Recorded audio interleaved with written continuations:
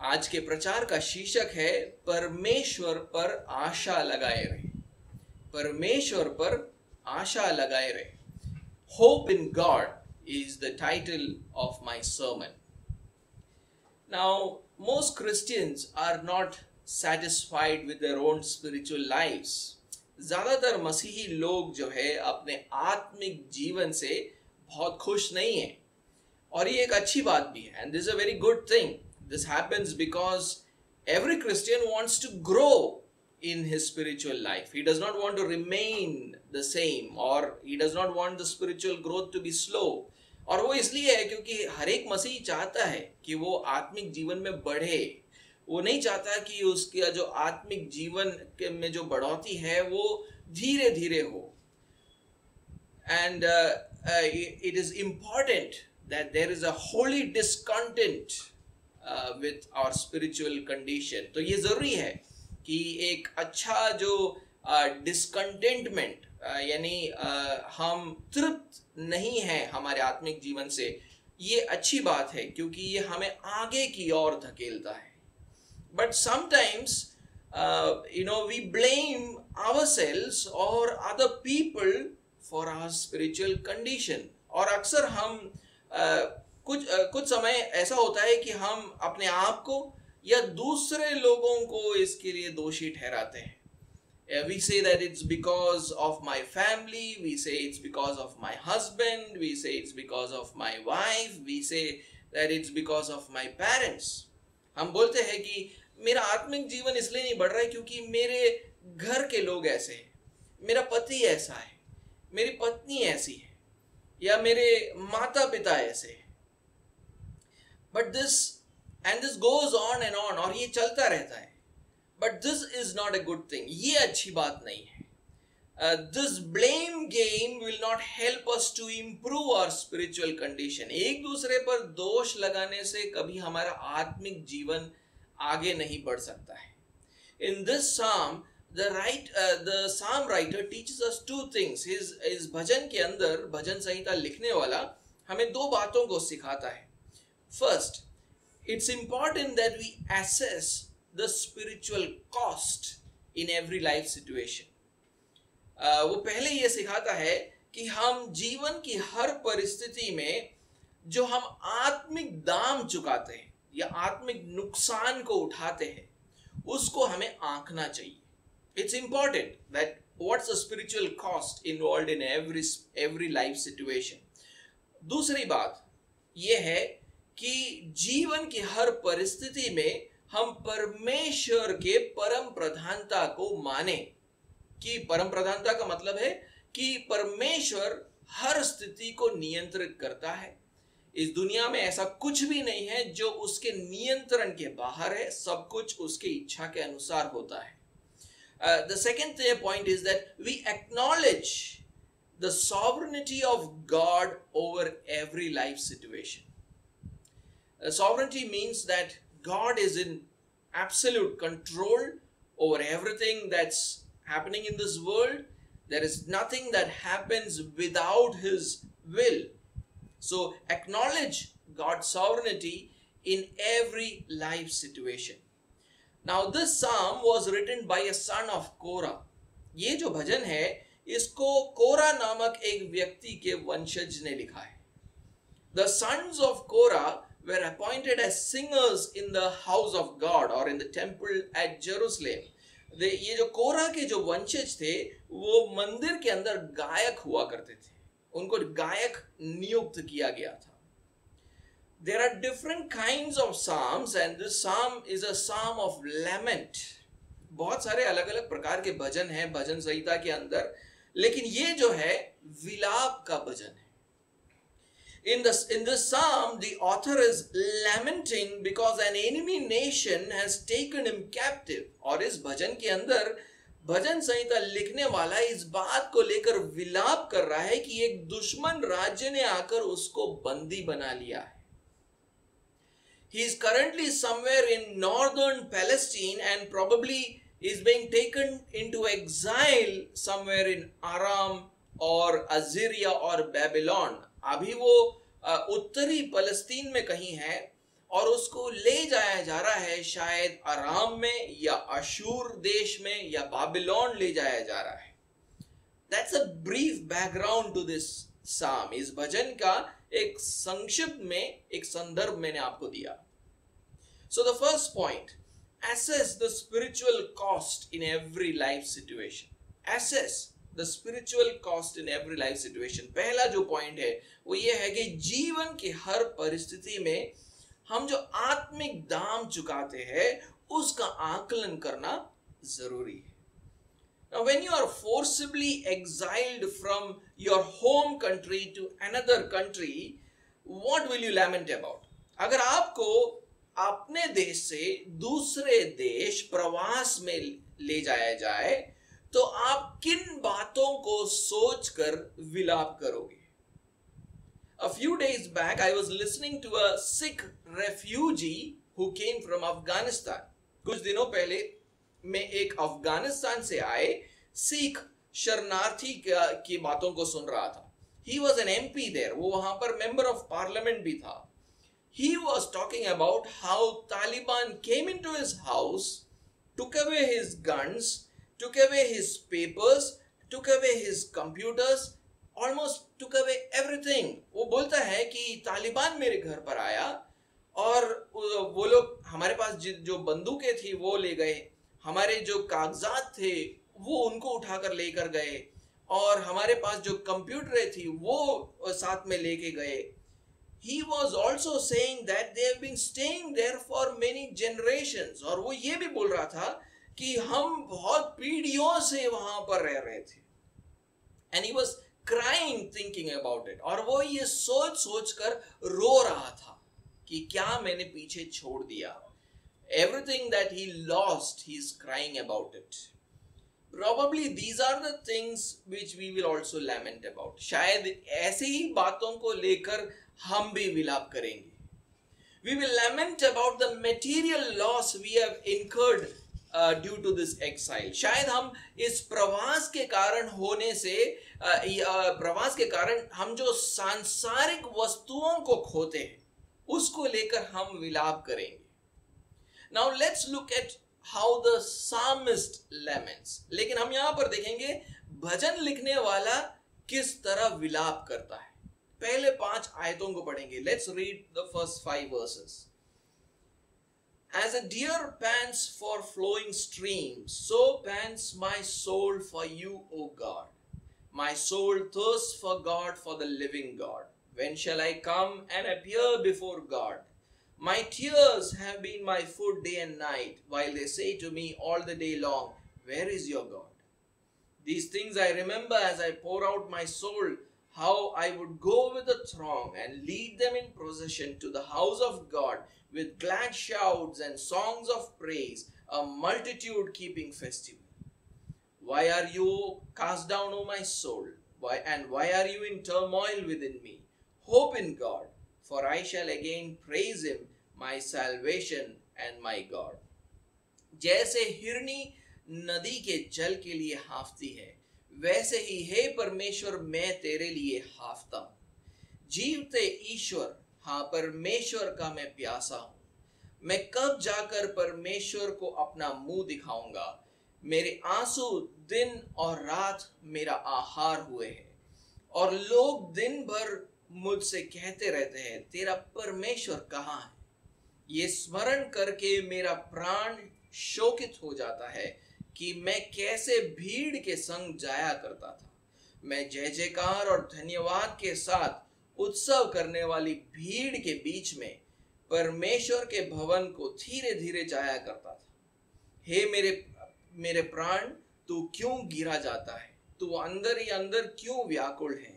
परमेश्वर पर आशा लगाए रहे, क्योंकि मैं उसके दर्शन से उद्धार पाकर फिर उसका धन्यवाद करूंगा.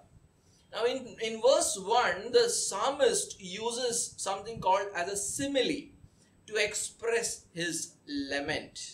पहले आयत में भजन संहिता लिखने वाला अपने विलाप को व्यक्त करने के लिए एक उपमा का इस्तेमाल करता है. He compares himself to a deer thirsting for water in a drought hit land.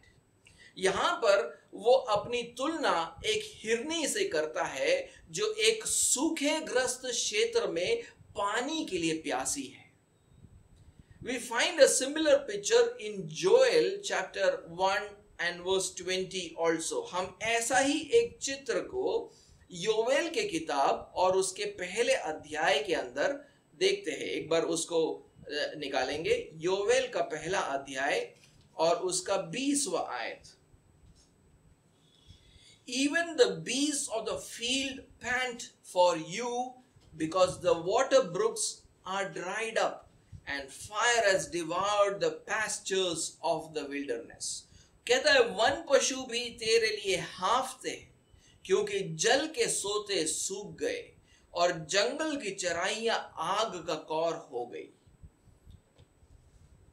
But just as a deer keeps looking for water in a drought-hit land, and when it finally finds some water, it quenches its thirst with much joy, in the same way the psalmist is yearning to be in God's presence at the temple in Jerusalem. जैसे एक हिरनी जो है सूखाग्रस्त क्षेत्र में पानी ढूंढती फिरती है और जब उसे पानी मिल जाता है तो वो बड़े आनंद से अपने प्यास को बुझाती है, उसी तरह भजन संहिता लिखने वाला यरूशलेम के मंदिर में परमेश्वर के उपस्थिति के लिए तड़प रहा है. परमेश्वर के उपस्थिति के लिए तड़प रहा है. For a Jew living in Israel in those days, the presence of God was most experienced when he is at the temple in Jerusalem. एक उन दिनों में यहूदियों के लिए जो वहां पर रहते थे, उनके लिए परमेश्वर की उपस्थिति का अनुभव सबसे ज्यादा वो यरूशलेम के मंदिर में करते थे. Especially think about our own psalmist who was a singer in the temple. हमारे भजन संहिता लिखने वाले के बारे में सोचो जो मंदिर में गायक हुआ करता था. Every year he would have spent many days in the temple. हर साल उसने वो बहुत दिन वो मंदिर में बिताता होगा. So the psalmist yearns to be back at the temple. तो भजन संहिता लिखने वाला मंदिर में जाने के लिए तड़प रहा है. And experience God's presence once again. और फिर से परमेश्वर की उपस्थिति का अनुभव करना चाहता है. And if he gets it, it will be like water in a drought hit land. और अगर उसको परमेश्वर की वो उपस्थिति मिल जाती है तो वो सूखाग्रस्त प्रदेश में एक हिरनी को पानी मिलने जैसा होगा. This will fill the psalmist with great joy. ये अगर ऐसा हो जाए तो भजन संहिता लिखने वाला बहुत ही आनंदित होगा. And that is why the psalmist says in verse 2, my soul thirsts for God, for the living God. When shall I come and appear before God? उसीलिए वो दूसरा आयत में बोलता है, जीवते परमेश्वर, हाँ परमेश्वर का मैं प्यासा हूँ, मैं कब जाकर परमेश्वर को अपना मुंह दिखाऊंगा. Like the refugee from Afghanistan, any other person taken into exile would have assessed his material loss. उस अफगानिस्तान से आए शरणार्थी की तरह कोई भी प्रवासी होता तो वो अपने इस संसार में होने वाले नुकसान का आकलन जरूर करता. Money, food, house, cattle that he left in that country. वो सोचता कि मैंने कितना पैसा, खाना, घर, पशु मैं अपने पुराने मैं अपने घर पर छोड़ कर आया हूं यहां पर. But the psalmist is assessing his spiritual loss. लेकिन ध्यान दीजिए भजन संहिता लिखने वाला सांसारिक नुकसान का आकलन नहीं कर रहा है, वो अपने आत्मिक नुकसान का आकलन कर रहा है. And his greatest spiritual loss is that he will not be able to go to the temple at Jerusalem. अब उसका सबसे बड़ा आत्मिक नुकसान ये है कि अब वो यरूशलेम के मंदिर में वापस नहीं जा पाएगा. He is especially thinking about the time of the Jewish festivals. वो खासकर यहूदी उत्सवों के बारे में सोच रहा है. चौथे आयत को पढ़े. Let's read verse 4 once again. these things I remember as I pour out my soul, how I would go with the throng and lead them in procession to the house of God with glad shouts and songs of praise, a multitude keeping festival. वो बोलता है ये स्मरण करके मेरा प्राण शोकित हो जाता है कि मैं कैसे भीड़ के संग जाया करता था, मैं जय जयकार और धन्यवाद के साथ उत्सव करने वाली भीड़ के बीच में परमेश्वर के भवन को धीरे धीरे जाया करता था. To celebrate the annual festivals of the Passover, the first fruits and the tabernacles, Jews living everywhere would take a pilgrimage to the temple in Jerusalem along with their family, neighbors and friends. देखिए फसह और पहले उपज और झोपड़ियों का जो सालाना पर्व होता था उसको मनाने के लिए हर जगह रहने वाले यहूदी वहाँ वो अपने कुटुंबी जन, अपने पड़ोसियों, अपने दोस्तों के साथ वो मंदिर की तरफ एक तीर्थ यात्रा पर निकल पड़ते हैं. And the camaraderie that they enjoyed during that time was special. और उस समय वो एक दूसरे के साथ जो समिति का अनुभव करते थे वो विशेष था. The psalmist, also being a temple singer, says, I used to go along with the throng and lead them in the procession to the house of God. भजन संहिता लिखने वाला खुद एक गायक था मंदिर में, तो वो बोलता है कि मैं तो इस भीड़ की अगुवाई करता था. इंग्लिश में ऐसा लिखा है, मैं तो इस भीड़ की अगुवाई करता था. The pilgrims would also bring their sacrifices and offerings to the temple with great joy and thanksgiving. और तीर्थ यात्री जय जयकार और धन्यवाद के साथ अपना अपना बलिदान लेकर मंदिर में आते थे. That is why the psalmist says, with the voice of joy and thanksgiving, a multitude keeping festival. उसीलिए भजन संहिता लिखने वाला कहता है जय जयकार और धन्यवाद के साथ उत्सव करने वाली भीड़ थी. The psalmist is remembering all those things and it seems to have been lost forever. भजन संहिता लिखने वाला उन दिनों को याद करता है और वो ये सोच रहा है कि वो दिन हमेशा के लिए गए. And like the Afghan refugee, the psalmist was also crying thinking about those things. और भजन सही और उस अफगान शरणार्थी के समान हमारा जो भजन संहिता लिखने वाला भी उन बातों को सोच कर रो रहा था. In verse 3 and the very first part he says, my tears have been my food day and night. वो तीसरे आयत के पहले भाग में लिखता है मेरे आंसू दिन और रात मेरा आहार हुए हैं. Instead of the good old days when he enjoyed the sweet water of God's presence in the temple, he is drinking the bitter tears of exile away in a distant land. उन पुराने अच्छे दिनों के बदले जब वो मंदिर में परमेश्वर के उपस्थिति के मीठे पानी को पीता था, अब वो एक दूर देश में प्रवासी होने के खारे आंसुओं को पी रहा था. And his captors, those who kept him in captivity are continually taunting him, saying, where is your God? और उसको बंदी बनाने वाले लोग उसका मजाक उड़ा रहे थे ये पूछ कर तेरा परमेश्वर कहाँ है? Because of this situation, the psalmist's soul is in despair. और इस परिस्थिति के कारण भजन संहिता लिखने वाला का जो प्राण है वो गिरा जाता है. It is extremely disturbed within him. वो उसके अंदर व्याकुल हो रहा है. And in verse 5 he talks to his own soul. और उसलिए 5वें आयत में वो अपने ही प्राण से बात करता है. Why are you in despair, O my soul?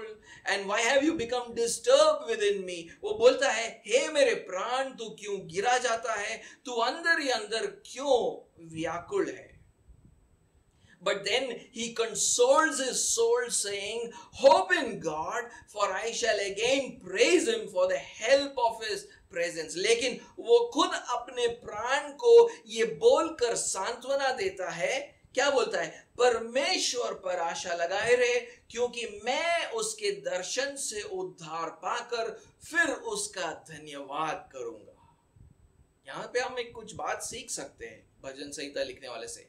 जब आपका प्राण व्याकुल हो अंदर, तो वचन के दिए गए प्रतिज्ञाओं को बोलकर अपने आप को सांत्वना दे सकते हो। When you are anxious, when you are depressed, and you're going through that situation, take the promises of God and speak to your own soul. And he is in despair, but his faith wins.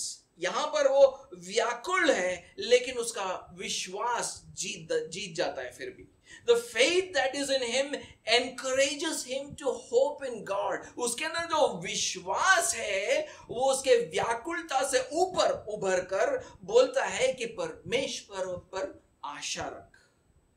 Because God has saved his people from many such situations in the past. वो क्यों ऐसा बोल रहा है? इसलिए क्योंकि परमेश्वर ने ऐसे कई परिस्थितियों से अपने लोगों को पहले निकाला है। That is why the Net translation says, "For I will again give thanks to my God for his saving intervention." इसलिए एक बाइबल अनुवाद ये कहता है कि मैं फिर से अपने परमेश्वर का धन्यवाद करूंगा उद्धार के लिए, उसके हस्तक्षेप के लिए।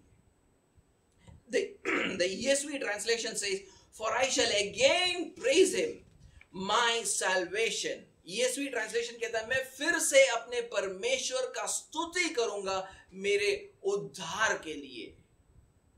Hope means to wait on God for a saving act to come.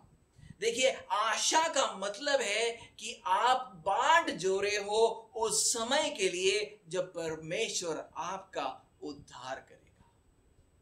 वो कर सकता है और आप उसकी बाट जो रहे हो। He is able to save you and you're waiting for him to come and save you from your situation. The psalm writer teaches us that there is no greater loss than spiritual loss. भजन संहिता लिखने वाला हमको यहां पर ये लिखकर ये बता रहा है, देखिए, आत्मिक नुकसान से बढ़कर और कोई नुकसान नहीं है।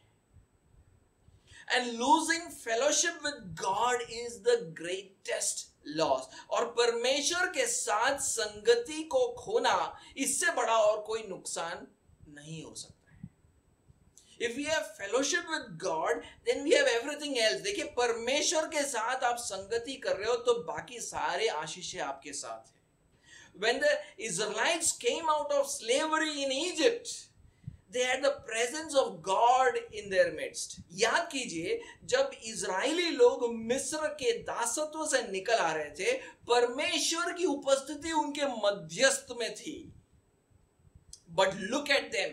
लेकिन देखो वो लोग क्या कर रहे हैं। They were crying for the good food which they left in Egypt. लेकिन वो किसके लिए रो रहे थे? वो उन्होंने जो मिस्र के अंदर उनका जो अच्छा खाना छूट गया था, उसके लिए रो रहे थे। परमेश्वर की उपस्थिति बीच में है, लेकिन मिस्र के खाने के बारे में सोच सोच कर रो रहे हैं। They were saying, "Who will give us meat to eat? We remember the fish which we used to eat free in Egypt, the cucumbers and the melons and the leeks and the onions and the garlic. But now our appetite is gone. There is nothing at all to look at except this manna." वो ये बोल बोल कर रो रहे थे, हमें मांस खाने को कौन देगा? हमें वे मछलियां स्मरण है जो हम मिस्र में सेत में खाया करते थे, और वे खीरे और खरबूजे और गंदने और प्याज और लहसुन भी।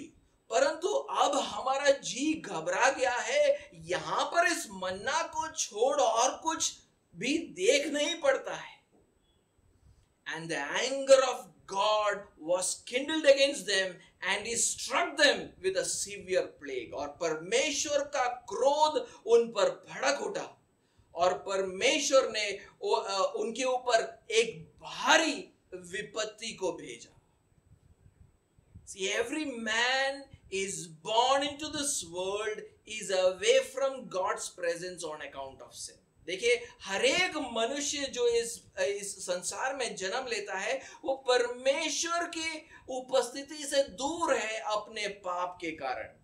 And there is only one way to be restored back into God's presence. और एक ही तरीका है कि हम परमेश्वर की उपस्थिति में वापस जाए. And that is to put our faith in Jesus Christ. और वो है यीशु मसीह के ऊपर विश्वास करने से. He is the Son of God who came into this world and died for our sins on the cross, and He gave us access into God's presence.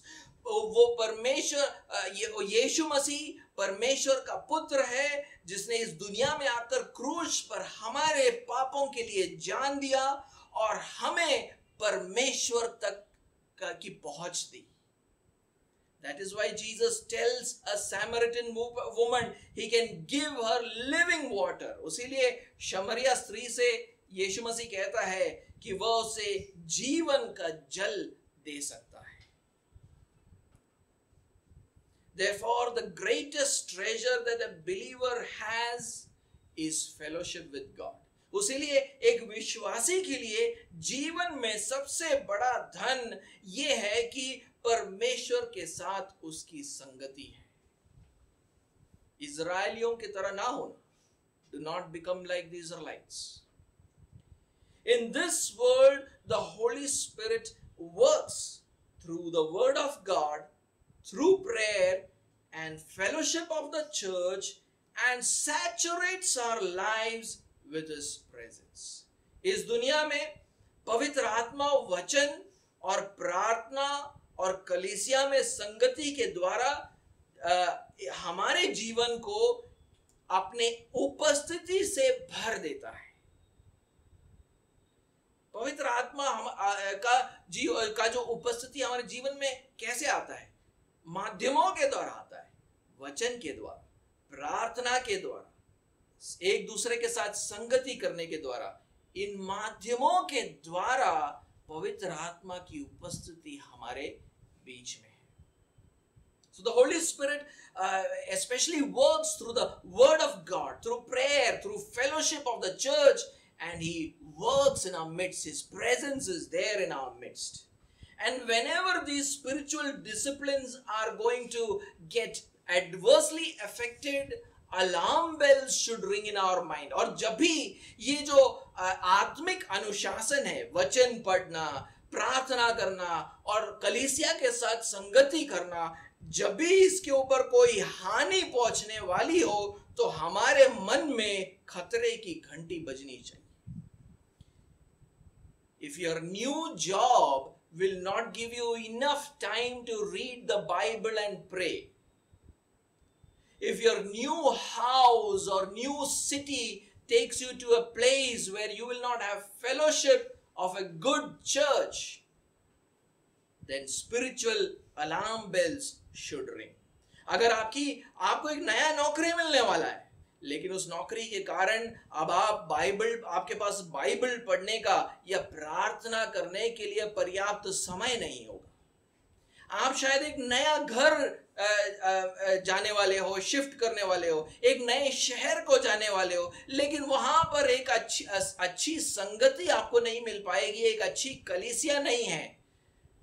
आपके मन में खतरे की घंटी बजनी चाहिए. And if you are already in such a situation, then like the psalmist, hope in God. और अगर आप ऐसी परिस्थिति में अभी हो तो भजन संहिता लिखने वाला कहता है परमेश्वर पर अपनी आशा लगाओ. Wait on God through prayer to change that situation in your life. प्रार्थना के द्वारा परमेश्वर की बाट जो, ताकि वो आपके इस जीवन की इस परिस्थिति को बदल पाए. So that through the word, through prayer, through fellowship of the church, your life will once again be saturated with the fellowship of God. ताकि फिर से वचन और प्रार्थना और कलीसिया के साथ संगति के द्वारा आपका जो जीवन है परमेश्वर के संगति से भर जाए. So my first point was assess the spiritual cost involved in every life situation. इसलिए मेरा पहला पॉइंट है कि जीवन की हर परिस्थिति में आप आत्मिक दाम या आत्मिक नुकसान जो हो रहा है आपको, उसका आकलन जरूर करें। और हो रहा है तो खतरे की घंटी बजनी चाहिए। If there is spiritual loss in any life situation, then alarm bells should ring. Second point, दूसरा जो पॉइंट है, acknowledge the sovereignty of God in every life situation. जीवन के हर परिस्थिति में परमेश्वर के परम प्रधानता को मानो। Let us read verse 6 to 11. 6वें आयत से 11वें आयत को पढ़ेंगे। हम भजन संहिता 42 पर है, 6वें आयत से 11वें आयत को पढ़ेंगे। We are on Psalm 42. We'll read verse 6 to 11. My soul is cast down within me, therefore I remember you from the land of Jordan and of Hermon from Mount Mizar. Deep calls to deep at the roar of your waterfalls. All your breakers and your waves have gone over me. By day the Lord commands his steadfast love, and at night his song is with me, a prayer to the God of my life. I say to God, my rock, why have you forgotten me? Why do I go mourning because of the oppression of the enemy? As with a deadly wound in my bones, my adversaries taunt me, while they say to me all the day long, where is your God? Why are you cast down, O my soul, and why are you in turmoil within me? Hope in God, for I shall again praise him, my salvation and my God. वो कहता है, हे मेरे परमेश्वर, मेरे प्राण मेरे भीतर गिरा जाता है, इसलिए मैं यरदन के पास के देश से और हरमोन के पहाड़ों और मिस्गार की पहाड़ी के ऊपर से तुझे स्मरण करता हूँ। तेरी जलधाराओं का शब्द सुनकर जल जल को पुकारता है। तेरी सारी तरंगों और लहरों में मैं डूब गया हूं, तो भी दिन को यहोवा अपनी शक्ति और करुणा प्रकट करेगा, और रात को भी मैं उसका गीत गाऊंगा और अपने जीवन दाता ईश्वर से प्रार्थना करूंगा। मैं ईश्वर से जो मेरी चट्टान है कहूंगा, तू मुझे भूल गया। मैं शत्रु के अंधेर के मारे क्यों शोक का पहरावा पहने हुए चलता फिरता हूं। मेरे सताने वाले जो मेरी निंदा करते हैं, मानो उससे मेरी हड्डियां चूर चूर होती है, मानो कटार से छिदी जाती है, क्योंकि वे दिन भर मुझसे कहते रहते हैं, तेरा परमेश्वर कहाँ है? हे मेरे प्राण, तू क्यों गिरा जाता है? तू अंदर ही अंदर क्यों व्याकुल है? परमेश्वर पर भरोसा रख, क्योंकि वह मेरे सुख की चमक और मेरा परमेश्वर है। मैं फिर उसका धन्यवाद करूंगा। The psalmist is still in captivity. देखिए, भजन संहिता लिखने वाला अभी भी बंदी है, and is being taken into exile, और उसको प्रवास में लेकर जा रहे हैं। And verse 6 and the very first part says that his soul continues to be in despair within him. और 6वें आयत के पहले भाग में वो बोलता है कि उसका प्राण उसके अंदर गिरा जाता है। Verse 10 says that his captors continue to taunt him by saying, where is your God? और 10वां आयत कहता है कि उसको बंदी बनाने वाले लोग ये बोल बोल कर उसका मजाक उड़ाते रहते हैं, तेरा परमेश्वर कहाँ है? And this taunting is like the shattering of his bones. और ये जो मजाक उड़ाना है वो उसके हड्डियों का चूर चूर होने के बराबर है। It means that the enemy's taunting is deeply hurtful to him. ये इसका मतलब ये है कि उसके दुश्मनों का ये जो मजाक है उसके साथ, वो उसके लिए बेहद दुखदाई है। But in the midst of this situation, God's sovereignty gives him strength. लेकिन इस परिस्थिति के मध्यस्थ में परमेश्वर की परम प्रधानता उसे बल देता है।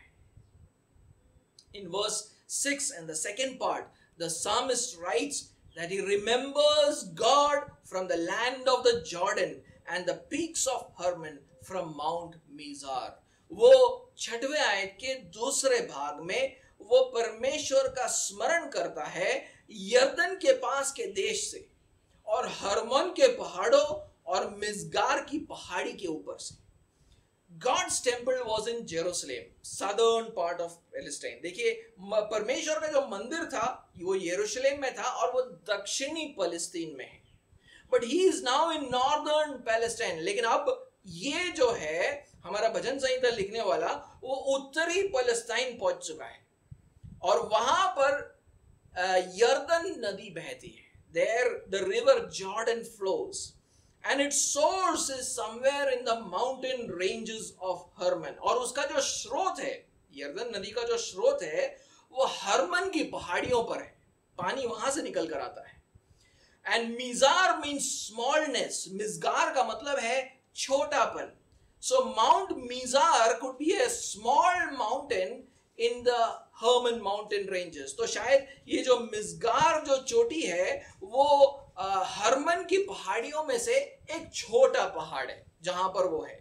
In verse 7 he says that he hears the booming sound of the river Jordan falling like a waterfall. वो कहता है कि 7वें आयत में वो कहता है कि यर्दन नदी को एक बड़े आवाज के साथ जलधारा के समान गिरते सुनता है. He refers to the sound of these waters as deep calling out to deep. और वो इस पानी को जो जलधारा की जो पानी जो ऊपर से नीचे आकर गिरती है वो उसको जल का जल को पुकारना कहता है. And he sees his own situation as the waves of those waters rolling over a person. और वो अपनी खुद की परिस्थिति को किसी व्यक्ति के समान समझता है जो इन तरंगों और लहरों में डूब गया है. पानी के इन तरंगों और लहरों में अगर कोई व्यक्ति डूब जाए उसकी जैसी स्थिति होती है वैसे भजन संहिता लिखने वाला बोलता है मेरी भी स्थिति ऐसे हो चुकी है. He is saying that it is my situation is like a person who has been overwhelmed by the waters that are the waters of Jordan. He sees his captivity and exile as God's judgment. वो अपने बंदी बनाने को और प्रवास में भेजे जाने को परमेश्वर का दंड मानता है. That is why he says in verse 7, your breakers and your waves rolled over me. उसीलिए वो 7वें आयत में कहता है तेरी सारी तरंगों और तेरी लहरों में मैं डूब गया हूं. When we acknowledge that the difficult situations in our life have also been ordained by God, we are acknowledging God's sovereignty over our life situation. जब हम एक हमारे जीवन के मुश्किल परिस्थितियों को ये समझते हैं कि परमेश्वर ने ठहराया है तो हम परमेश्वर के परम प्रधानता को हमारी परिस्थिति में मानते हैं. जब हम बोलते हैं कि ये परिस्थिति परमेश्वर ने ठहराई है उसीलिए मेरे जीवन में आई है. It is God who has ordained this and that's why it's in my life.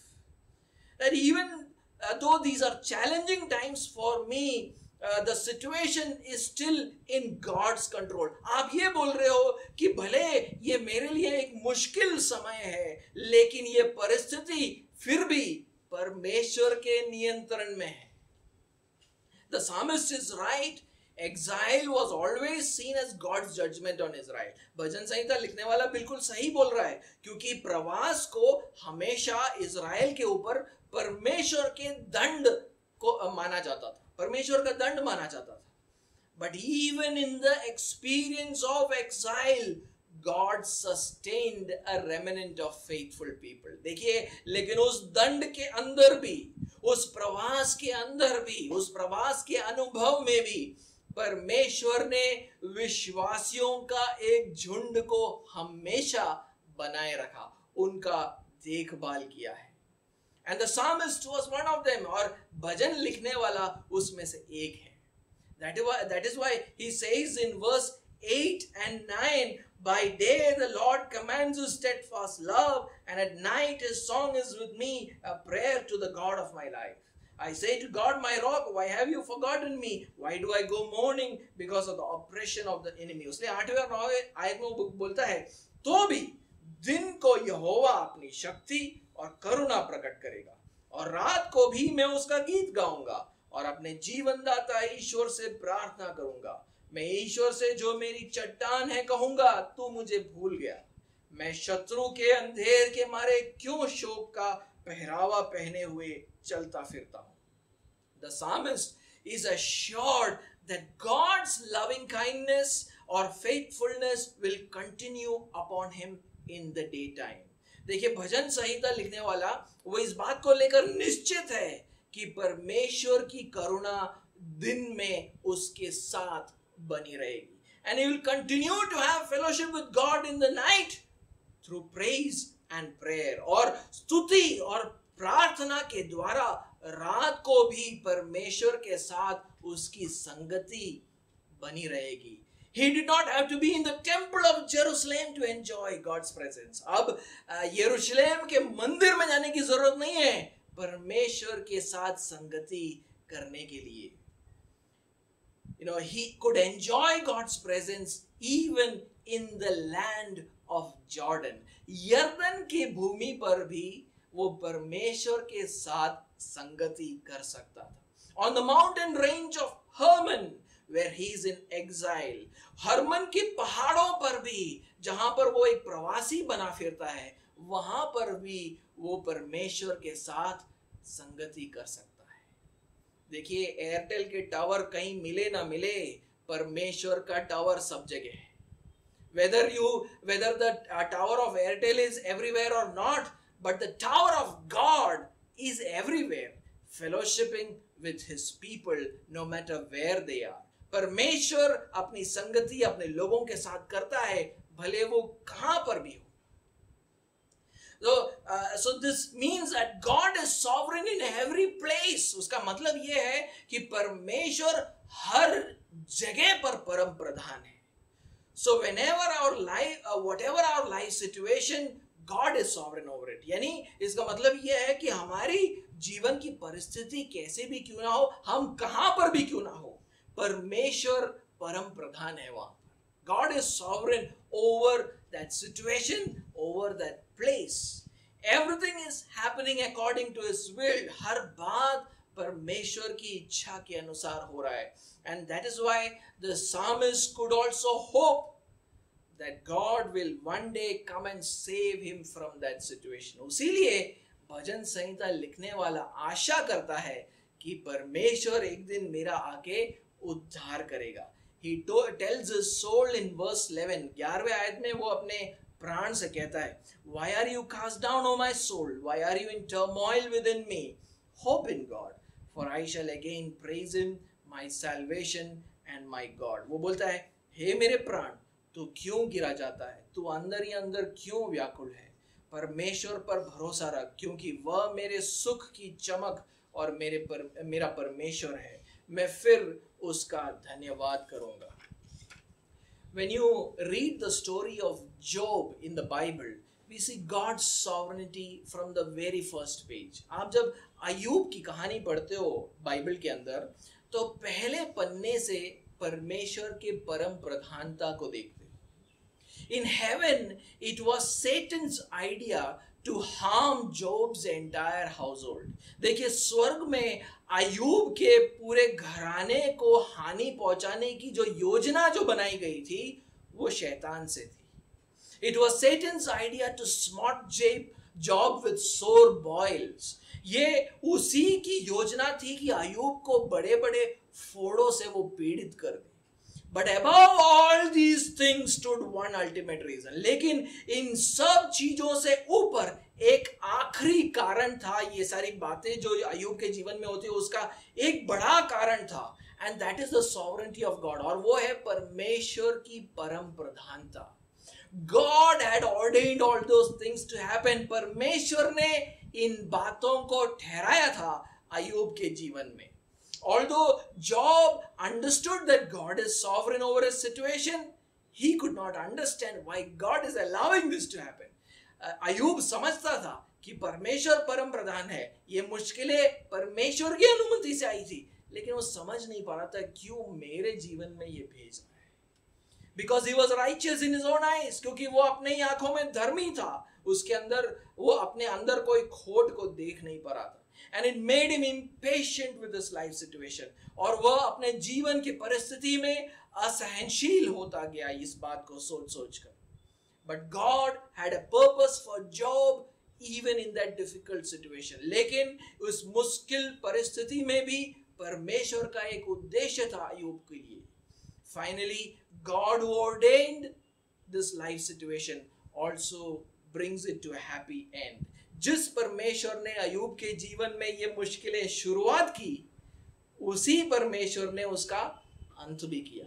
One great lesson from Job's story is the sovereignty of God over human history. अय्यूब के किताब से अगर हमारे लिए कोई शिक्षा है, वो ये है कि मनुष्य के इतिहास पर परमेश्वर परम प्रधान है. The psalm also teaches us the same lesson. ये भजन भी हमें यही बात को सिखाता है. No matter where you are in life, God has not lost control. भले इस वक्त आप कहां पर भी हो, परमेश्वर ने नियंत्रण नहीं खोया है. Maybe life situations have taken you far away from God in the last few years. हो सकता है कि जीवन की परिस्थितियों ने पिछले कुछ सालों में आपको परमेश्वर से दूर ले गया हो. Maybe those life situations were because of your own mistakes. हो सकता है कि ये परिस्थितियां इसलिए आई क्योंकि हमारी गलतियां थी. Maybe those life situations were forced on us by others. हो सकता है कि दूसरों की गलतियों के कारण ये हो. But never forget that none of those things would have happened unless God ordained it. लेकिन कभी इस बात को भूलना नहीं कि जब तक परमेश्वर ने इन बातों को ना ठहराया होता, ये बातें कभी आपके जीवन में ना होती. The psalmist understood that the exile is God's act of judgment. भजन संहिता लिखने वाले ने समझा कि ये तो परमेश्वर का दंड है इज़राइल के ऊपर. The psalmist also understood that God continues to work through it for the good of his people.